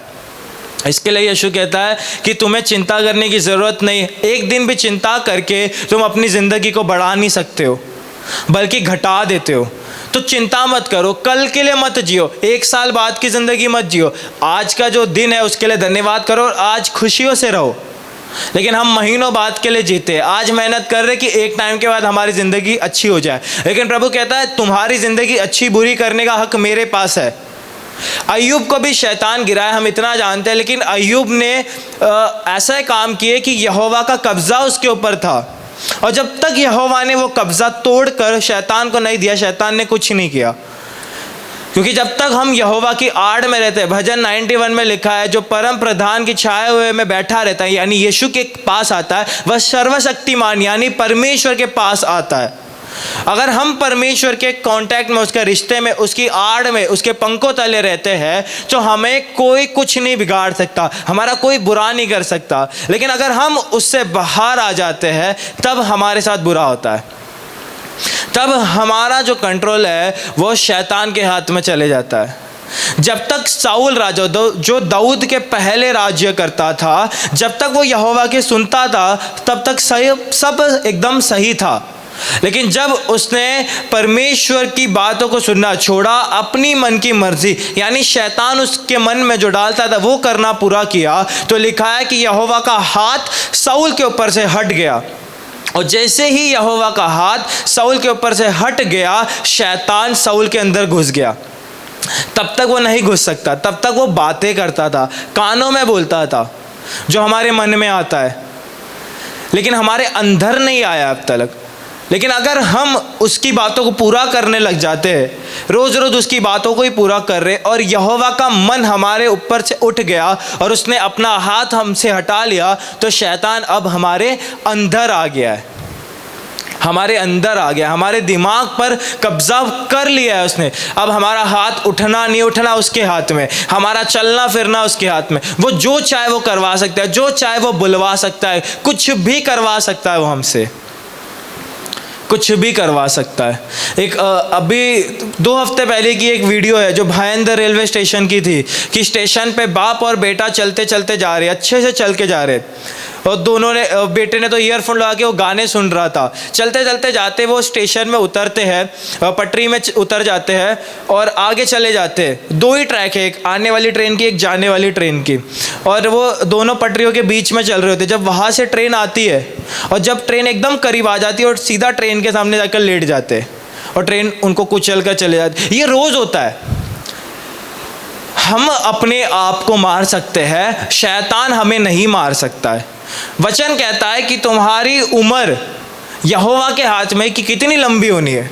अगर हम यहोवा के भय में, अगर हम धर्मी हैं, तो वो एक लंबी उम्र हमें देगा। कुछ भी हो जाए हम मर नहीं सकते। और शैतान हमें एक्सीडेंट के थ्रू नहीं मार सकता है, शैतान हमें बीमारी से नहीं मार सकता है, शैतान हमें कुछ भी कर ले हमें नहीं मार सकता है। हम कहते हैं ना कि वो इंसान मर गया, शायद शैतान ने उसको मारा होगा, एक्सीडेंट में मर गया, शायद शैतान ने मारा होगा। शैतान हमें नहीं मार सकता है, हम खुद अपने आप को मारते हैं। क्योंकि जिस वक्त तक हम यहोवा के कंट्रोल में होते, कोई हमारा कुछ नहीं बिगाड़ सकता। लेकिन जब हम अपना कंट्रोल शैतान को दे देते, तो लोग सुसाइड जो करते वो शैतान के कंट्रोल में रहकर करते। क्योंकि जैसे मैंने कहा कि जब लोग पाप करने के लिए जाते, या फिर जब अपने घबार होते, जब वो गाली देते, उनका दिमाग काम ही नहीं कर रहा होता कि अब जो मैं बोल रहा हूँ वो कितना गलत बोल रहा हूँ, पाप हो रहा है, पाप हो रहा है। और एक टाइम के बाद जब 10 मिनट हो जाते या आधा घंटा हो जाता है, तब समझ आता है अरे मैंने तो गलती कर दी, पाप हो गया मेरे से, कंट्रोल में नहीं था। वैसे ही जब सुसाइड के लिए कोई जाता है, कहीं से कूदने के लिए जाता है, अपने आप को काट लेता है या लटक जाता है, वो अपने वश में नहीं होता है, वो शैतान के वश में होता है। हमारे बच्चे जिनको हम रोज रोज कहते रहते कि बेटा तू पाप मत कर, तू नशा मत कर, तू गलत दोस्ती छोड़ दे, लेकिन फिर भी वो चले जा रहा है, उन्हीं के साथ रहता है, क्योंकि अब उसका अधिकार उसने शैतान को दे दिया। अब वो अपने वश में नहीं है, ना अपने माँ बाप के वश में, ना यहोवा के वश में, बल्कि वो शैतान के वश में। अगर बाइबल ये पहले से सिखाती है, बाइबल में ये लिखा हुआ है कि एक माँ बाप को अपने बच्चों के साथ कैसे रहना है, एक बच्चे को अपने माँ बाप के साथ कैसे रहना है।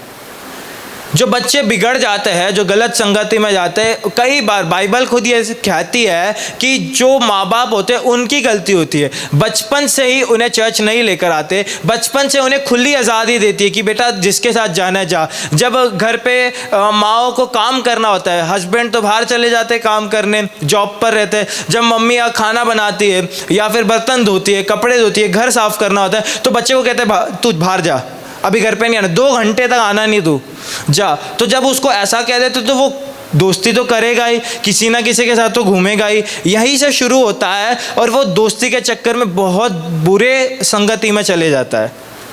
और बाइबल ये चीज़ सिखाती है कि अपने बच्चों को अपने पास रखो, रोज़ाना उसके साथ बैठकर प्रार्थना करो, उसे वचन सुनाओ। लेकिन कई बार हम खुद नहीं करते और ना उन्हें सिखाते।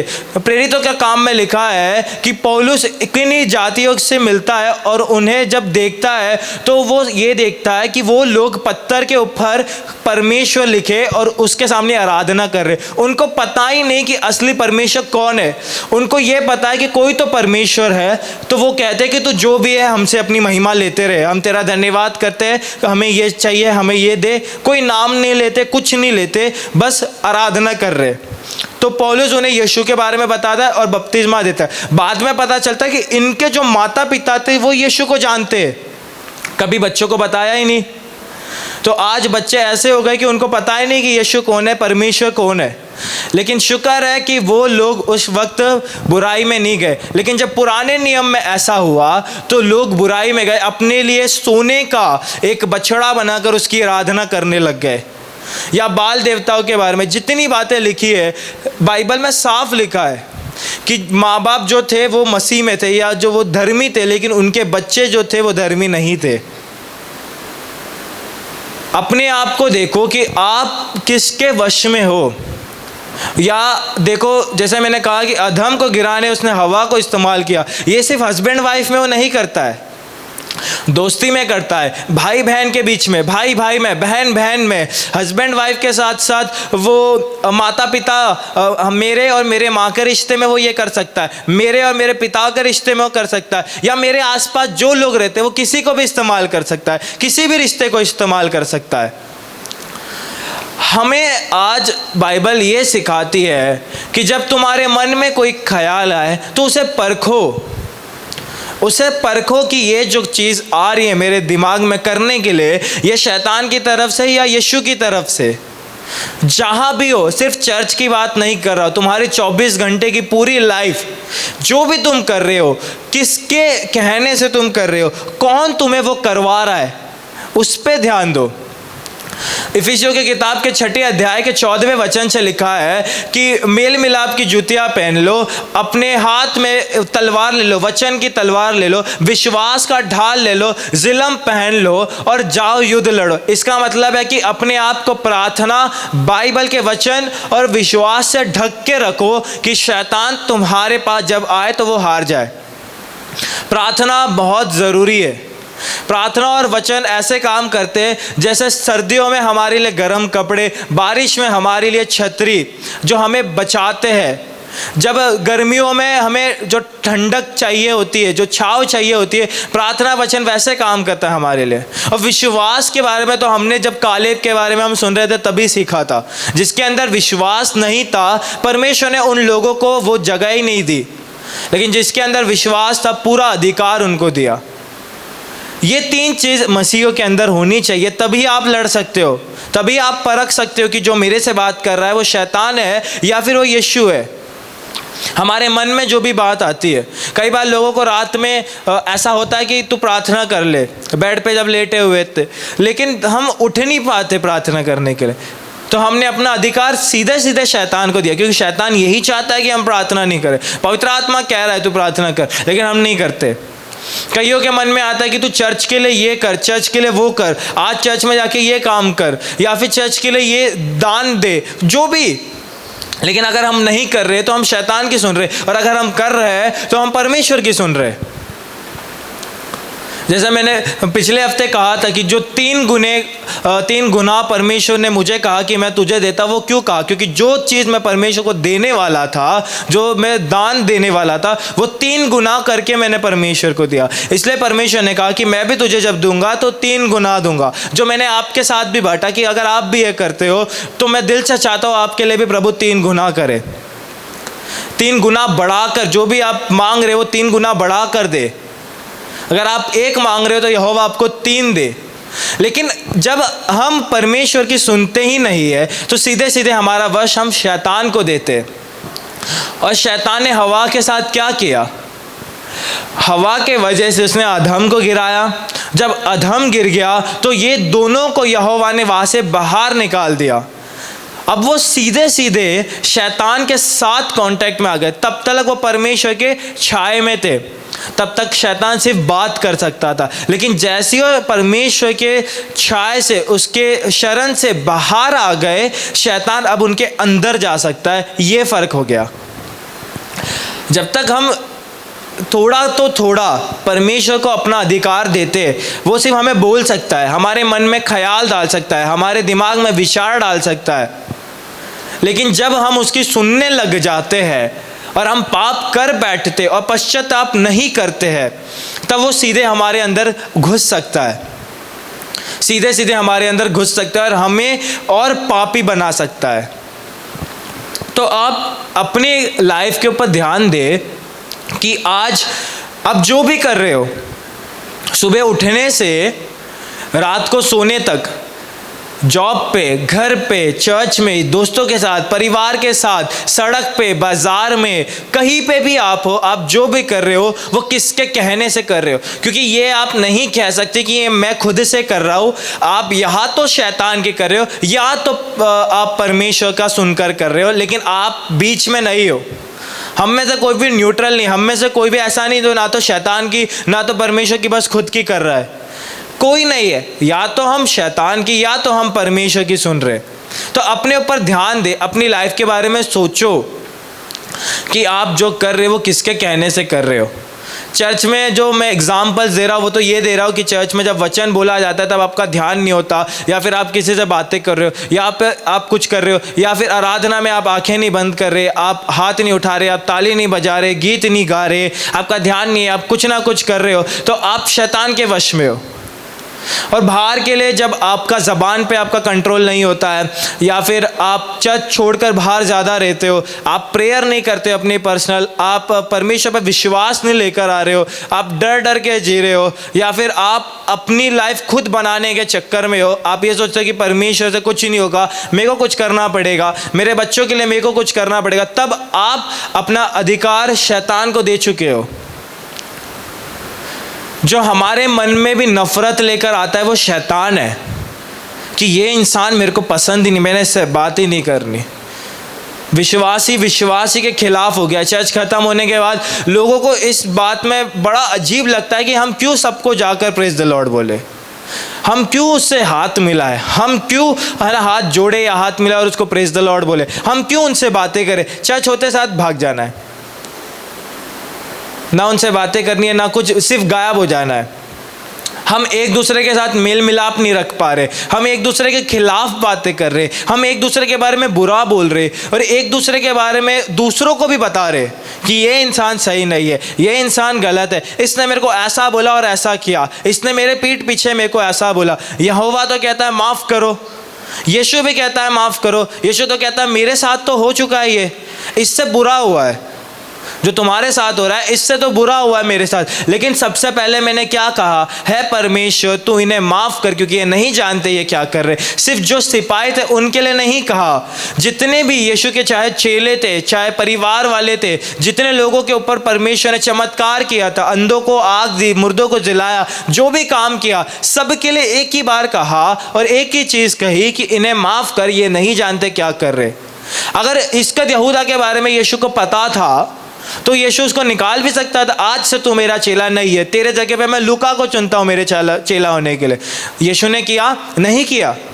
पतरस के बारे में प्रभु ने ये नहीं कहा कि आज से तू नहीं, मैं तुझको छोड़कर यूहन्ना के साथ एक नई कलीसिया बनाऊंगा, नहीं, उसी को पकड़े रखा।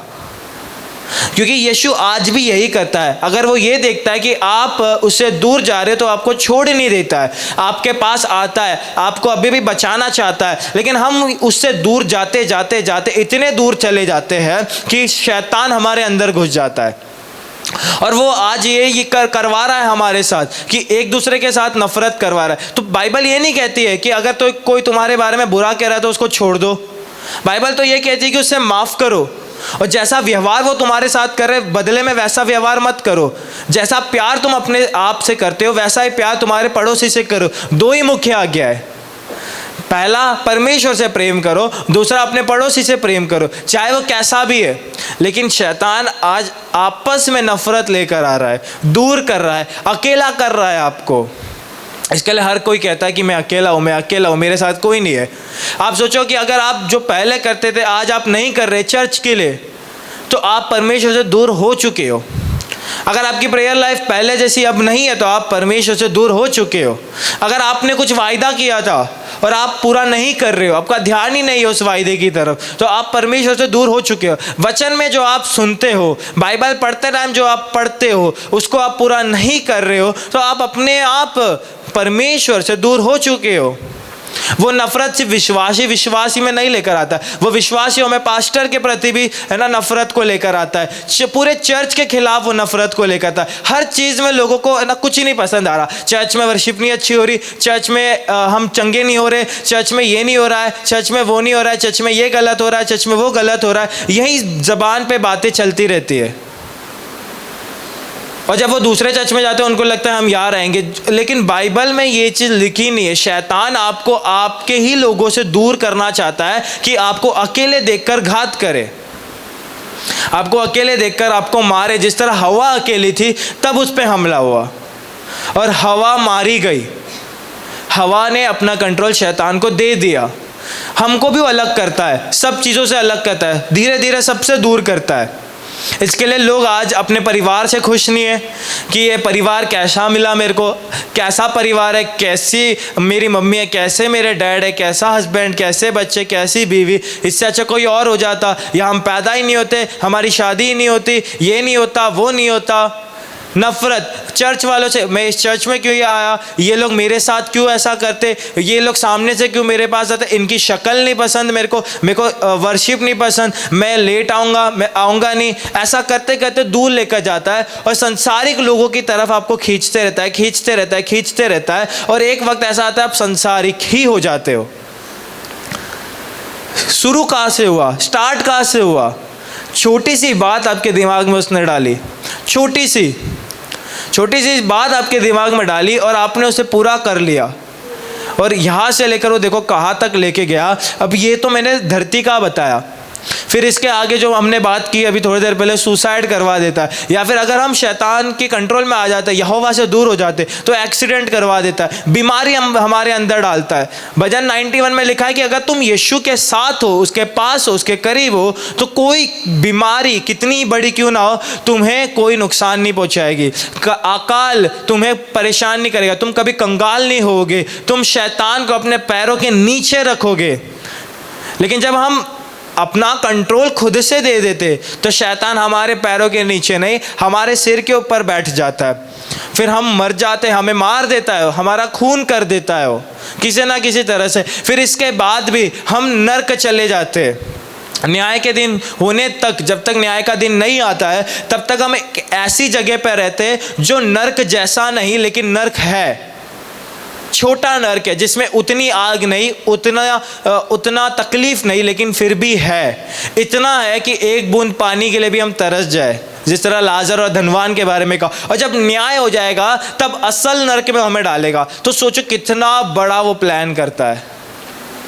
और जब हम उसके कंट्रोल में होते हैं तो वो हमें अकेले नहीं लेकर जाता है, हमारे आसपास के लोगों को भी गिराता है, किसी ना किसी को गिराता है। अब कन्नवर में हम अभी सीख रहे थे फ्राइडे के दिन कि हमें दूसरों को अपनी बातों से जिंदा करना है, जो अंधेरे में है उनको उजाले में लेकर आना है, क्योंकि धर्मी जन का मुंह जीवन का सोता है लेकिन वो मृत्यु का भी सोता है। यानी हमारे मुख से, हमारी ज़बान से या तो जीवन के जल की नदी बहेगी या तो फिर मृत्यु की नदियाँ बहेगी। फैसला हमारे ऊपर है। जीवन की बातें यहोवा की ओर से आती है, मृत्यु की बातें शैतान की ओर से आती है। हम किसको चुन रहे? चुनाव का हक हमारे पास है, सिर्फ चुनाव का हक हमारे पास है। यीशु ने इतनी आज़ादी दी है। यीशु ने हमें कठपुतली नहीं बनाई है, लेकिन शैतान हमें कठपुतली बनाना चाहता है। वो झूठ कहता है, इतना झूठ कहता है कि हम उन झूठ में फंस जाते हैं। उसका गेम, उसके प्लान्स बहुत बड़े हैं, उसे समझना ज़रूरी है। कुछ ना कुछ वो कहेगा और हमें यीशु से दूर करेगा। हम बीमारी से आज़ाद हो सकते हैं, हम कर्जाओं से आज़ाद हो सकते हैं, हम गरीबी से आज़ाद हो सकते हैं, हम लुचपन से आज़ाद हो सकते हैं, हम व्यभिचार से आज़ाद हो सकते हैं। लेकिन अगर उसका कंट्रोल हमारे दिमाग में है तो उससे आज़ाद होना मुश्किल है। वो पास्टर की प्रार्थना से नहीं होगा, वो पूरी चर्च आपके लिए इकट्ठा होकर प्रार्थना करेगी, उससे नहीं होगा, वो आपको खुद करना पड़ेगा। बाकी जो भी चीज़ है आपके लिए प्रार्थना से हो सकती है, लेकिन ये वाला चीज़ आपको खुद करना पड़ेगा, क्योंकि चुनाव आपका है। मैं आपको फोर्स नहीं कर सकता कि आप यही करो, मैं ज़बरदस्ती नहीं कर सकता कि आप यही करो, मैं आपको कह ही नहीं सकता, मेरे पास वो हक नहीं है। मैं आपको सलाह दे सकता हूँ, अगर कोई आपको कहता है कि तू ये वाले कपड़े मत पहन, ये तेरे पे जचते नहीं है, तू ऐसे वाले कपड़े पहन, आपकी मर्जी है कि आप उसकी सुनकर वैसे कपड़े पहनते हो कि नहीं। कोई आपको कहता है ना कि तू ये वाला जॉब कर या ये वाला कोर्स कर, आपकी मर्जी है भाई कि आप वो वाला कोर्स या वो वाला जॉब करे ना करे, चुनाव है आपके पास, ऑप्शन है। वैसे ही चर्च में वचन भी आपके पास है, वचन के वजह से आप परख सकते हो। सिंपल है, अगर आपके पास जो काम आ रहा है वो आपको लग रहा है कि परमेश्वर से दूर लेकर जा रहा है, जो ख्याल आपके दिल में आ रहा है, जो बात आपके मन में आ रही है, वो लग रहा है कि यीशु से दूर लेकर जा रहा है, तो यानी शैतान बोल रहा है। जो सीरियल्स में नहीं दिखाते, सास बहू वाले में तो दिखाते ही दिखाते कि जो सास होती है जब उसे बहू को तंग करना होता है तो एक छोटा वाइट गुड़िया आता है, एक छोटा रेड कलर का गुड़िया आता है, इसके हाथ में भाला होता है और ये लाल लाल सा इसके आग निकल रही होती है, और ये वाला वाइट सा होता है और इसके सिर में एक अच्छा सा ताज होता है और पंख होती है, और ये बोलता है कि नहीं तू माफ़ कर, ऐसा मत कर, अच्छा नहीं है, तेरे बेटे की वाइफ है। ये बोलता है नहीं तू कर, तू उसका बुरा कर, खाने में नमक ज़्यादा कर दे, मिर्च तेज कर दे, ये कर देना, वो कर देना, झगड़े हो जाएंगे। ये सारी चीजें चुनाव किसका? सास का है कि वो सही वाले को चुन रही है कि गलत वाले को चुन रही है। आज शैतान भी यही कर रहा है। पवित्र आत्मा है हमारे पास, हमारे लिए मुश्किल नहीं है भाई शैतान को हराना, बहुत आसान है कि हम शैतान को हरा सकते हैं। बस जो वचन हम सीखते हैं, जो वचन हम सुनते हैं, उसको लागू भी करो अपनी ज़िंदगी में, उसे करना शुरू करो। अगर कोई वायदा आपने किया है तो उसको पूरा करो। ये सारी चीज़ें जब हम करते हैं तब हम अपना कंट्रोल परमेश्वर को देते हैं। लेकिन अगर हम वचन नहीं सुनते, अगर हम जो वचन सुन रहे वो कर नहीं रहे, तब हम अपना कंट्रोल शैतान को दे रहे। अपने लाइफ पे आप गौर करें, जो भी आप कहीं पे भी जो भी आपके मन में आ रहा है, जहाँ पे बोलना है, जहाँ पे चुप रहना है, ये जो बात आपके दिमाग में आ रही है, मन में आ रही है, परखो से कि ये शैतान की तरफ से कि यीशु की तरफ से, यहाँ जाना है या नहीं जाना है, परखो से कि ये यीशु की तरफ से या शैतान की तरफ से, इससे बात करना नहीं करना है, परखो से कि ये काम, ये चीज़ यीशु बोल रहा है कि शैतान बोल रहा है। चुनाव आखिर में आपके हाथ में, चुनाव आपके हाथ में, हम कुछ ही नहीं कर सकते भाई। आपके हाथ में, आपको यीशु को स्वीकार करना है नहीं करना है, चर्च आना है नहीं आना है, प्रार्थना करना है नहीं करना है, स्वर्ग जाना है नहीं जाना है, जो भी बात है सब आपके हाथ में। हमारा काम है आपको सलाह देना, हमारा काम है कि अगर आप गलत करें तो आपको बताना कि ये गलती है, हमारा काम है आपके लिए प्रार्थना करना, लेकिन आखिरी फैसला तो आपके ही हाथ में है। मेरे डैड कहते हैं ना, ताली दोनों हाथ से बजती है, एक हम है एक आप है, हम कितना ही बजाए जाए, दूसरा वाला हाथ है ही नहीं तो हवा में ये चल रहा है, लेकिन जब दोनों हाथ आएगा तब ताली बजती है। सिर्फ हमारे प्रार्थना करने से, सिर्फ हमारे कहने से, सिर्फ हमारी मेहनत से कुछ नहीं होगा। चुनाव तो आपके हाथ में, आखिरी फैसला आपके हाथ में, आप किसको चुनते हो, किसको अपना हक देते हो, यह आपके हाथ में। तो आज से, अभी से जो भी आपके दिमाग में आता है, जो भी बात आपके दिमाग में आती है, उसे परखो। प्रकाशित वाक्य ये कहती है कि शैतान जो है वो लोगों को गिराने का काम करता है, लोगों के दिमाग को भ्रष्ट कर देता है, उन लोगों के दिमाग को खाली कर देता है और अपनी बात भरता है, अपनी सोच भरता है। तभी तो वो हजारों दूतों को आसमान से लेकर नीचे आकर उन्हें भी शैतान बना देता है। घमंड उसके ही मन में आया था, अब सबके मन में आ गया। विद्रोह करने का ख्याल उसके अंदर आया था, अब सबके मन में आ गया। तो आप देखो, आपके दिल में प्यार आता है कि नफरत आता है, घमंड आता है कि नम्रता आता है, अच्छाई आ रही है कि बुराई आ रही है, सही आ रहा है कि गलत आ रहा है। चुनाव आपके हाथ में है कि आपको क्या कर रहा है, आपको किसे चुनना है, क्योंकि आपकी मर्जी लास्ट में पूरी होती है, क्योंकि यहोवा ने बनाया ही ऐसा है हमें कि हम चुन सकते हैं हमें ये चीज़ करनी है या नहीं करनी है। प्रार्थना जब करते हैं तो अपने आप के लिए प्रार्थना करें कि परमेश्वर तू मेरे सोचों पे कब्जा ले। और एक चीज़ मैं जवानों को सिखाता हूँ, जो मैंने कई जवानों को बोला है कि जो पर्सनली मैं एक चीज़ प्रेयर करता हूँ वो पॉइंट आप भी करो, कि मैं ये प्रार्थना करता हूँ कि प्रभु मैं अपनी लाइफ में कोई भी डिसीजन लूँ, मैं प्रार्थना करके लूँ या जल्दबाजी में कई बार बिना प्रार्थना के भी ले लूँ, इतनी मदद करना कि वो आपकी योजना में ही रहे। ये प्रार्थना करने के लिए मैं दिन के 4-4 घंटे बैठे रहता हूँ और ये 4 घंटे में यही कहता हूँ कि प्रभु इतना कब्जा ले ले मेरे पे। ऐसा नहीं कि मैं दिन के 10 मिनट प्रार्थना करके ये चीज़ बोल रहा हूँ, नहीं, कई सालों से, करीबन 2.5 साल से मैं ये प्रेयर पॉइंट रखा हूँ और यही प्रार्थना करता हूँ। आज तक मैंने मांगा नहीं, मैं हमेशा खुल के कहता हूँ कि हाँ सच में मैंने नहीं मांगा है, लेकिन मैंने ये ताकत, ये पावर मांगा है, ये सामर्थ मांगी है कि परमेश्वर जब भी मैं कोई डिसीजन लूँ, जब भी किसी चीज़ को करने का मैं सोचूं, तो वो आपके योजना में हो, यानी वो आपकी ओर से हो। इसके लिए मैं इतनी मेहनत कर रहा हूँ, इसके लिए मैं रोज़ाना 4-5 घंटे प्रार्थना में लगा रहा हूँ कि उस दिन से अब तक जो भी मैं डिसीजन ले रहा हूँ कि प्रभु तेरी तरफ से हो और तुझ में ही हो। तो आप भी ये प्रार्थना करें कि प्रभु मेरी सोच पर कब्जा ले, कि मैं अपनी सोच नहीं तेरी मर्जी पूरी करूँ। अपनी सोच यानी सीधे सीधे शैतान की सोच, हमारे मन पे ही वो टारगेट करता है। तो अपने मन को, इसके लिए बाइबल कहता है अपने मन को परमेश्वर के सामने बलिदान दो। बछड़ा, गाय, कबूतर ये वो ला कर नहीं देना है, और जो दशवांश भी देते वो हमारा बलिदान नहीं है, वो एक आज्ञा है जो निर्गमन की किताब में लिखा हुआ है कि यहोवा ने खुद कहा है कि दशवांश लेकर आओ। लेकिन अगर हम कुछ बलिदान दे सकते तो वो है हमारा मन। बाइबल कहती है टूटा हुआ मन यहोवा के सम्मुख योग्य बलिदान है।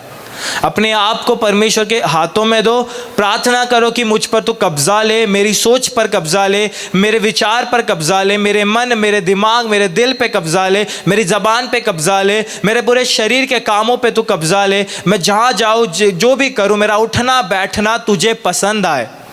बाइबल कहती है कि जो भी तुम करो ये सोच के करो कि यहोवा को ये पसंद आए। तो आप हमेशा जो काम करते हो, जो भी कर रहे हो चर्च में या बाहर, ये सोचो कि क्या वो करने से यहोवा खुश होगा कि नहीं, क्या यहोवा को महिमा मिलेगी कि नहीं मिलेगी। ये सोचकर जब आप कोई भी फैसला करते हो तो आप परमेश्वर के हक में और उसके योजना में फैसला ले रहे हो। यानी जो चुनाव आप कर रहे हो, अगर 2 ऑप्शन है आपके पास और दोनों ऑप्शन में सोचते हो कि ये करने से यहोवा खुश होएगा कि ये करने से, और जब आपकी अकल सही डिसीजन लेती कि अगर मैं ये करता हूँ तो यहोवा खुश होएगा, तो आपने परमेश्वर को चुना है। अगर वो काम करने से यहोवा खुश नहीं होगा तो वो शैतान का फैसला है। सबसे आसान तरीका मैंने आपको बताया कि आप कैसे अपने आप को शैतान के वश में पड़ने से बचा सकते हो। उसकी योजनाएं बहुत बड़ी है।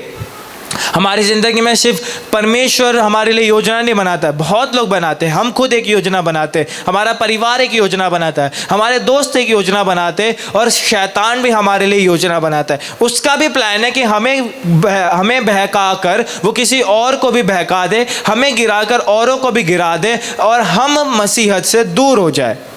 तो अपना हक जब आप देते हो, जो चुनाव करते हो, तो परमेश्वर को चुनो। कैसे कि वो काम करने से परमेश्वर को महिमा मिले। यही सोचना लास्ट में, जो भी आपके मन में आता है, जब भी आप डिसीजन लेते हो, जब भी आप फैसला करते हो, तो ये सोच के करना कि अगर ये चीज़ करूँ तो परमेश्वर को महिमा मिलेगी कि नहीं मिलेगी, फिर ही करना, तब ही करना, तो ये परमेश्वर को पसंद आएगा और ये परमेश्वर की ओर से होगा।